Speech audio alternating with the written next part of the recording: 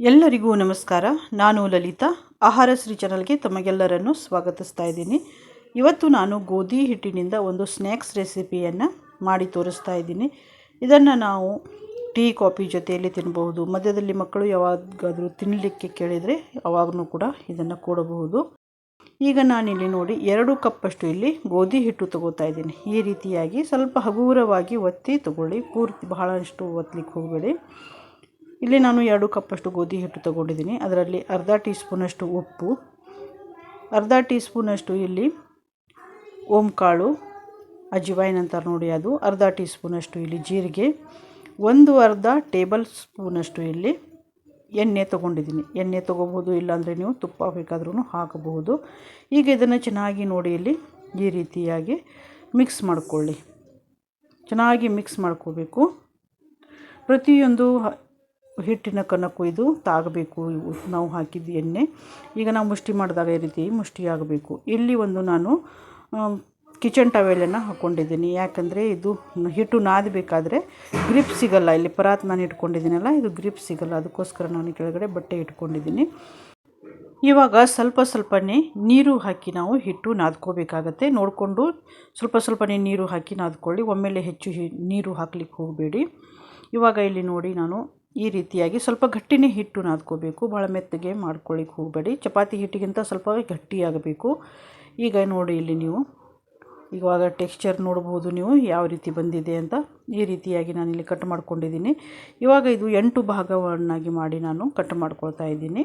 ನೋಡಿ ಇಲ್ಲಿ ಈ ರೀತಿಯಾಗಿ ಕಟ್ ಮಾಡ್ಕೊಳ್ತಾ ಇದ್ದೀನಿ.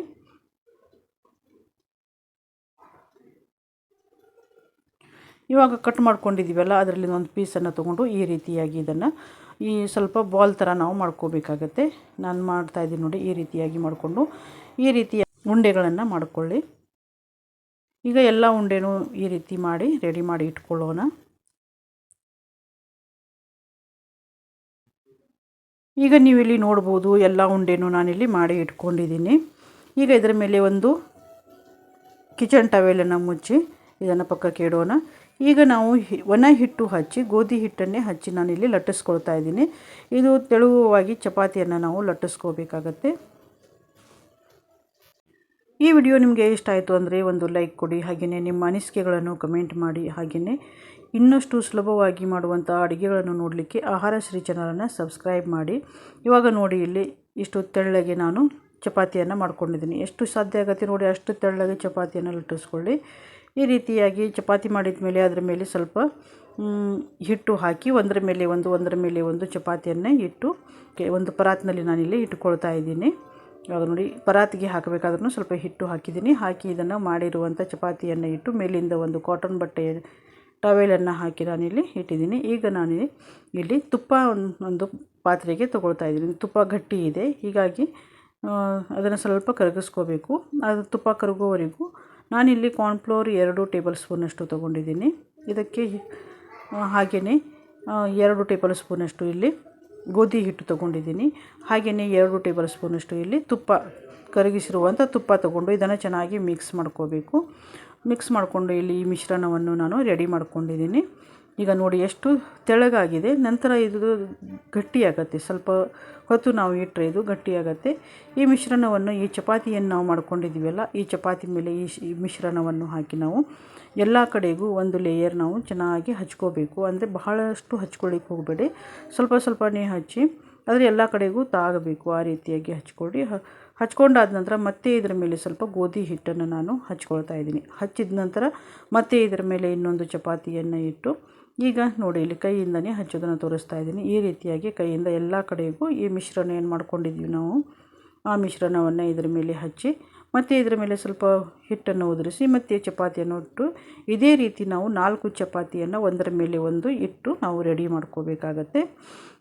ಇವಾಗ ಇಲ್ಲಿ ನಾನು 4 ಚಪಾತಿನೂ ಒಂದರ ಮೇಲೆ ಒಂದು ಇಟ್ಟು ರೆಡಿ ಮಾಡ್ಕೊಂಡಿದ್ದೀನಿ. ಈಗ ಮತ್ತು ಮೇಲ್ಗಡೆ ನಾವು ತುಪ್ಪ ಆ ಮಿಶ್ರಣವನ್ನು ಹಚ್ಚಿ ಮೇಲಿಂದ ಮತ್ತೆ ಹಿಟ್ಟು ಹಚ್ಚಿ ಈ ರೀತಿಯಾಗಿ ಫೋಲ್ಡ್ ಮಾಡ್ಕೋಬೇಕು. ಫೋಲ್ಡ್ ಮಾಡ್ಕೊಂಡ ನಂತರ ಮತ್ತೆ ಇದಕ್ಕೆ ಈ ಮಿಶ್ರಣವನ್ನು ಹಚ್ಚಿ ಮತ್ತೆ ಹಿಟ್ಟು ಹಾಕಿ ಈ ಕಡೆಯಿಂದ ಈ ಚಪಾತಿಯನ್ನು ನಾವು ಮತ್ತೆ ಫೋಲ್ಡ್ ಮಾಡ್ಕೋಬೇಕಾಗತ್ತೆ. ನಾನು ಯಾವ ರೀತಿ ವಿಡಿಯೋದಲ್ಲಿ ತೋರಿಸ್ತಾ ಇದ್ದೀನಿ ನೋಡಿ, ಈ ರೀತಿಯಾಗಿ ಫೋಲ್ಡ್ ಮಾಡ್ಕೊಳ್ಳಿ. ಅಂದರೆ ತುಂಬ ಚೆನ್ನಾಗಿ ಗರಿಯಾಗಿ ಈ ಬಿಸ್ಕೆಟ್ ಬರುತ್ತೆ. ಇಲ್ಲಿ ನಾನು ಒಂದು ಬಿಸ್ಕಿಟನ್ನು ಮಾಡ್ತಾಯಿದ್ದೀನಿ, ತುಂಬ ಚೆನ್ನಾಗಿ ಬರುತ್ತೆ. ಈ ರೀತಿಯಾಗಿ ಮಾಡಿಕೊಂಡು ಇದನ್ನು ಪಕ್ಕಕ್ಕೆ ಇಟ್ಕೊಳ್ತಾನೆ. ಇದೇ ರೀತಿ ಮತ್ತು ಉಳಿದ ಚಪಾತಿಗಳನ್ನು ಇದೇ ರೀತಿಯಾಗಿ ನಾನು ಮಾಡ್ಕೊಳ್ತೀನಿ. ಇವಾಗ ಇಲ್ಲಿ ನೀವು ನೋಡಬಹುದು, ಈಗ ನಾನು ಎರಡು ಇದನ್ನು ಮಾಡ್ಕೊಂಡಿದ್ದೀನಿ. ನಾನು ಇಲ್ಲಿ 8 ಚಪಾತಿ ಆಗಿತ್ತು. 8 ಚಪಾತಿದು ನಾನು 4 ಚಪಾತಿದು 2 ಇದನ್ನು ಮಾಡ್ಕೊಂಡು ಇಟ್ಕೊಂಡಿದ್ದೀನಿ. ಇವಾಗ ನೋಡಿ ಇಲ್ಲಿ ಏನು ನಾವು ಮಾಡ್ಕೊಂಡಿದ್ದೀವಲ್ಲ, ಚೌಕಾಕಾರದಲ್ಲಿ ನಾನು ಮಾಡ್ಕೊಂಡಿದ್ದೆ. ಎಷ್ಟು ಸಾಧ್ಯ ಆಗುತ್ತೆ ನೋಡಿ ಅಷ್ಟೇ ನೀವು ಚೌಕಾಕಾರದಲ್ಲಿನೇ ಲಟ್ಟಿಸ್ಲಿಕ್ಕೆ ಪ್ರಯತ್ನ ಮಾಡಿ, ಅಂದರೆ ಕಟ್ ಮಾಡಲಿಕ್ಕೆ ಈಸಿ ಆಗುತ್ತೆ. ಇವಾಗ ನೋಡಿ ಇಲ್ಲಿ ಈ ರೀತಿಯಾಗಿ ನಾನು ಲಟ್ಟಿಸ್ಕೊಳ್ತಾ ಇದ್ದೀನಿ. ಈಗ ಎಷ್ಟು ದಪ್ಪ ಆಗಬೇಕು ಅಂದರೆ ಇದು ನೋಡಿ, ಚಪಾತಿ ನಾವು ಮಾಡ್ಕೊಳ್ತೀವಿ ನೋಡಿ, ಆ ಚಪಾತಿಗಿಂತ ಸ್ವಲ್ಪ ದಪ್ಪ ಇರಬೇಕು. ನಾವೇನು ಮಿಶ್ರಣ ಮಾಡ್ಕೊಂಡಿದ್ದೀವಲ್ಲ ತುಪ್ಪ ಹಾಕಿ, ಆ ಮಿಶ್ರಣ ಇಲ್ಲಿ ಕರೆಕ್ಟಾಗಿ ಆಗಿದೆ. ಸುತ್ತಲೇನು ಕಟ್ ಮಾಡಿದ್ದು ಬಂದಿದೆಯಲ್ಲ ಅದನ್ನು ತೆಗೆದು ಈಗ 2.5 ಇಂಚು ಮತ್ತು 2 ಇಂಚು ಉದ್ದ, 2.5 ಇಂಚು ಅಗಲ, 2 ಇಂಚಿಂದು ನಾನು ಇಲ್ಲಿ ಈ ಪೀಸಸನ್ನು ಕಟ್ ಮಾಡ್ಕೊಳ್ತಾ ಇದ್ದೀನಿ. ನೀವು ಯಾವ ರೀತಿಯಾದ್ರೂ ಕಟ್ ಮಾಡ್ಕೋಬಹುದು. ಇವಾಗ ನೋಡಿ ನಾನು ಈ ರೀತಿಯಾಗಿ ಕಟ್ ಮಾಡ್ಕೊಂಡಿದ್ದೀನಿ. ಇದಕ್ಕಿಂತ ಚಿಕ್ಕದಾದ್ರೂ ಮಾಡ್ಕೋಬೋದು, ದೊಡ್ಡದಾದ್ರೂ ನೀವು ಮಾಡ್ಕೋಬಹುದು. ನಾನು ಇಲ್ಲಿ ಮಾಡಿ ತೊಗೊಂಡಿದ್ದೀನಿ. ಈಗ ನಾನು ಇಲ್ಲಿ ಗ್ಯಾಸ್ ಮೇಲೆ ಎಣ್ಣೆ ಬಿಸಿ ಮಾಡಲಿಕ್ಕೆ ಇಟ್ಕೊಂಡಿದ್ದೀನಿ. ಎಣ್ಣೆ ಕೂಡ ಇಲ್ಲಿ ಬಿಸಿಯಾಗಿದೆ. ಈಗ ನಾವೇನು ಈ ಬಿಸ್ಕಿಟನ್ನು ರೆಡಿ ಮಾಡ್ಕೊಂಡಿದ್ದೀವಲ್ಲ, ಈ ಬಿಸ್ಕಿಟನ್ನು ಎಣ್ಣೆಯಲ್ಲಿ ಹಾಕಿ, ಎಣ್ಣೆ ಬಹಳ ಬಿಸಿ ಆಗಬಾರ್ದು, ಸ್ವಲ್ಪ ಎಣ್ಣೆ ಬಿಸಿಯಾದ ಕೂಡಲೇ ನಾವು ಈ ಬಿಸ್ಕಿಟನ್ನು ಇದರಲ್ಲಿ ಹಾಕಬೇಕು. ಹಾಕಿ ಇದನ್ನು ನಾವು ಕರಿಬೇಕಾಗತ್ತೆ. ಮೀಡಿಯಮ್ ಉರಿಯಲ್ಲಿನೇ ಕರಿಬೇಕು, ಹೆಚ್ಚು ಹೈ ಫ್ಲೇಮ್ನಲ್ಲಿ ಇದನ್ನು ಕರಿಲಿಕ್ಕೆ ಹೋಗಬೇಡಿ. ಚೆನ್ನಾಗಿ ಕರಿಬೇಕು, ಕಲರ್ ಚೇಂಜ್ ಆಗೋವರೆಗೂ ನೋಡಿ ಇಲ್ಲಿ ಈ ರೀತಿಯಾಗಿ ಕ್ರಿಸ್ಪಿ ಆಗೋವರೆಗೂ ಚೆನ್ನಾಗಿ ಕರಿಬೇಕು.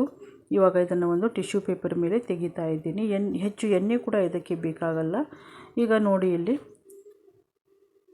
ಈ ಗರಿಗರಿಯಾದಂತಹ ಬಿಸ್ಕೆಟ್ ಇಲ್ಲಿ ರೆಡಿಯಾಗಿದೆ. ನಿಮಗೆ ಇದನ್ನು ಮುರಿದು ತೋರಿಸ್ತೀನಿ ನಾನು, ಎಷ್ಟೊಂದು ಗರಿಗರಿಯಾಗಿದೆ ನೋಡಿ, ಕ್ರಿಸ್ಪಿಯಾಗಿದೆ, ಚೆನ್ನಾಗಿ ಆಗಿದೆ. ಬಾಯಲ್ಲಿ ಹಾಕಿದರೆ ಕರಗುವಂಥ ಗೋಧಿ ಹಿಟ್ಟಿನ ಸಾಲ್ಟೆಡ್ ಬಿಸ್ಕೆಟ್ ಇಲ್ಲಿ ರೆಡಿಯಾಗಿದೆ. ಈ ರೆಸಿಪಿಯನ್ನು ನೀವು ಕೂಡ ಒಂದ್ಸಲ ಟ್ರೈ ಮಾಡಿ ಮತ್ತು ಹೇಗಿತ್ತು ಅಂತ ಕಮೆಂಟ್ ಮಾಡಿ.